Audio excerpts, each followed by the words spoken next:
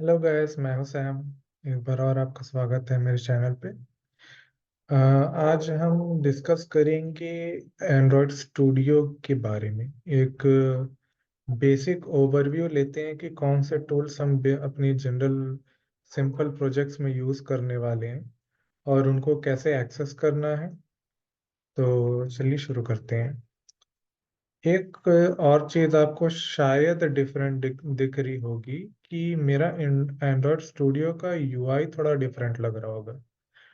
अगर अब ऐसा है तो वो इसलिए है क्योंकि मैंने न्यू यूआई चूज कर रखा है। अगर आप सेटिंग्स में जाएंगे और अपीयरेंस में जाएंगे तो यहाँ पे न्यू यूआई आप देख सकते हैं, मैंने इनेबल न्यू यूआई कर रखा है। इसको सेलेक्ट करके अप्लाई करने के बाद आप ओके पे क्लिक करेंगे और फिर आपको रिस्टार्ट लेना पड़ेगा एंड्रॉइड स्टूडियो का, तब आपको चेंजेस रिफ्लेक्ट होंगे।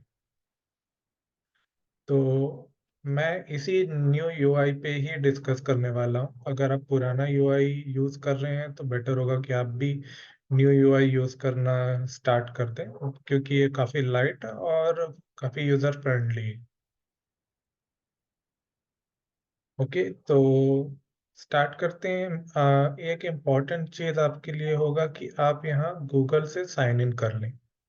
इससे क्या होगा कि आपके डिवाइस में जब भी कोई एरर आएगा जो एंड्रॉयड स्टूडियो के से रिलेटेड होगा, तो आप उसको डायरेक्टली गूगल को भेज पाएंगे ताकि फ्यूचर में वो एरर्स रिड्यूस हो सके।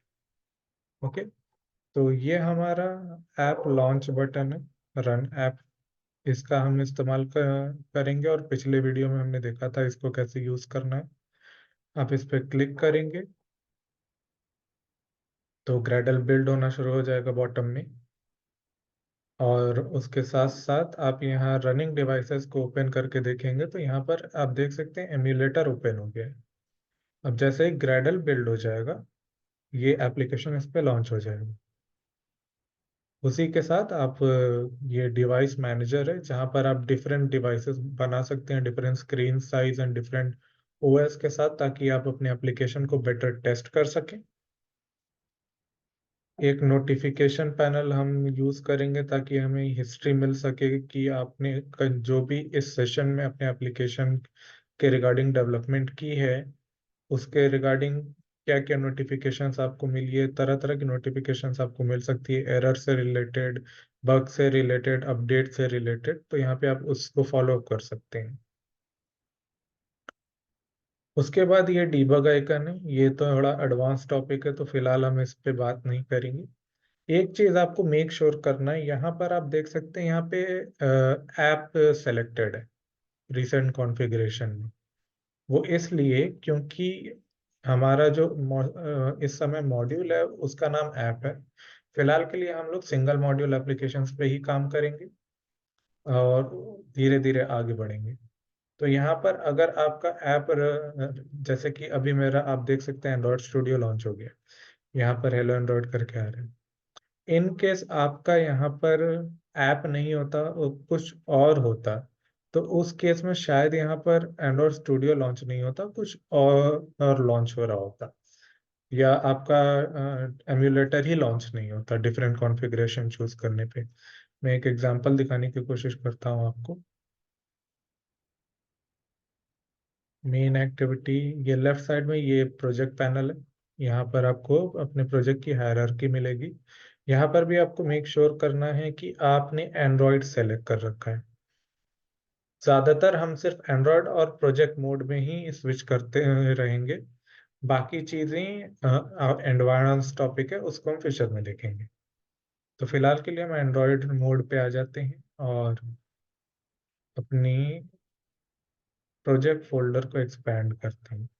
तो यहाँ पर हमें ऐप के अंदर कॉटलिन प्लस जावा के अंदर जाएंगे तो हमें अपना पैकेज नेम दिखेगा, जो कि मेरे केस में com.lots है, माई फर्स्ट एप्लीकेशन है। उसके बाद इसके अंदर आपको आपकी मेन एक्टिविटी मिलेगी। तो अगर मैं यहाँ पर एक कॉटलिन का कॉन्सोल प्रोग्राम लिखता हूँ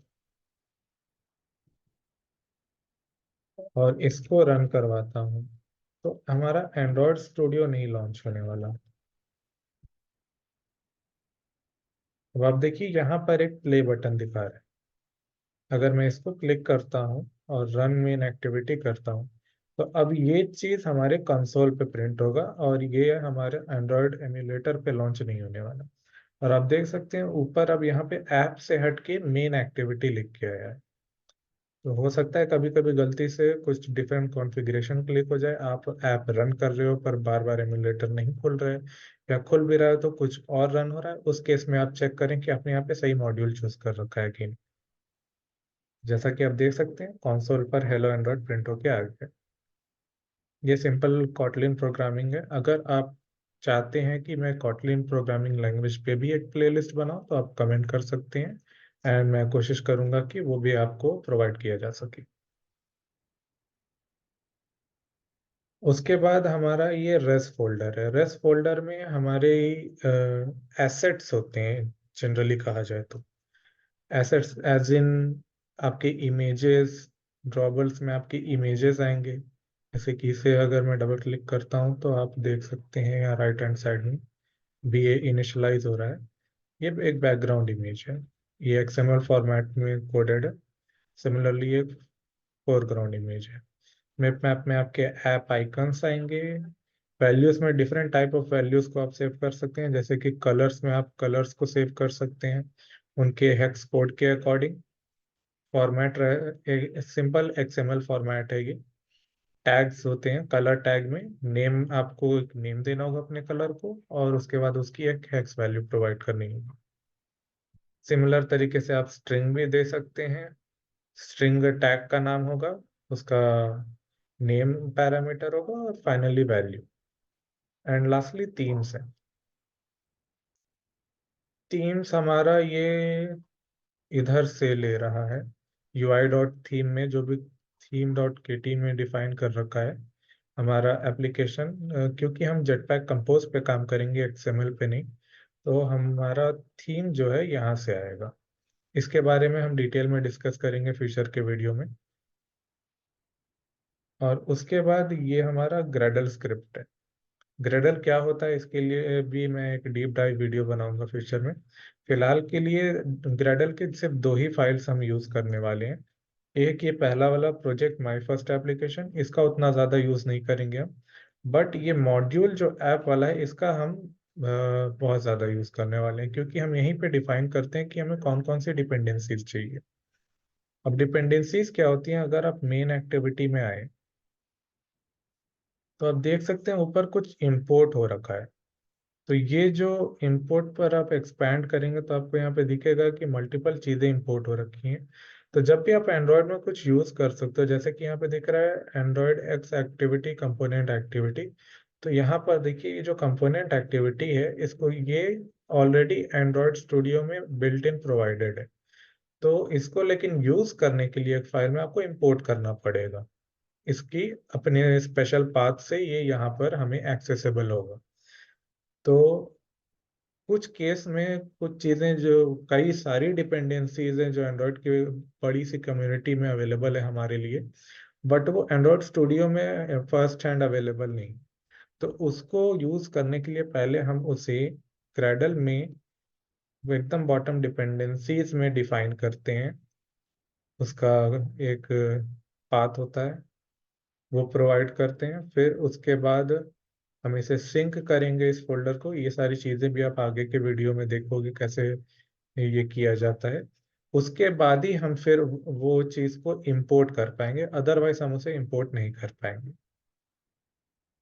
तो ये था प्रोजेक्ट स्ट्रक्चर के लिए।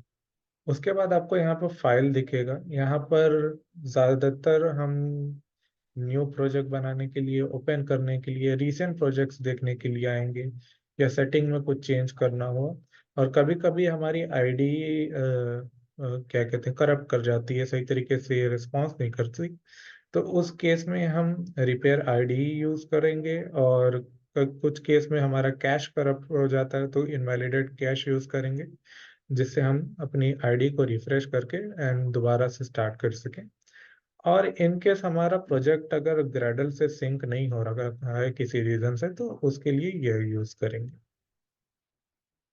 फिर है लेफ्ट साइड में यहाँ पे रिसोर्स मैनेजर। यहाँ से हम अपने डिवाइस से किसी भी रिसोर्स को, यानी कि एसेट जैसे इमेज, ऑडियो, वीडियो हो गया, जो मीडिया फॉर्मेट्स हैं, उनको इंपोर्ट कर सकते हैं अपने प्रोजेक्ट में। वो कैसे करते हैं वो सारी चीजें मैं आगे के वीडियोस में एक प्रोजेक्ट के अंदर इम्प्लीमेंट करके आपको दिखाऊंगा, ताकि आपको बेटर समझ आए। एंड उसके बाद ये एक बहुत इंपॉर्टेंट चीज़ है, logcat, bottom left corner में। इसमें हम डीबगिंग करेंगे मैनुअली।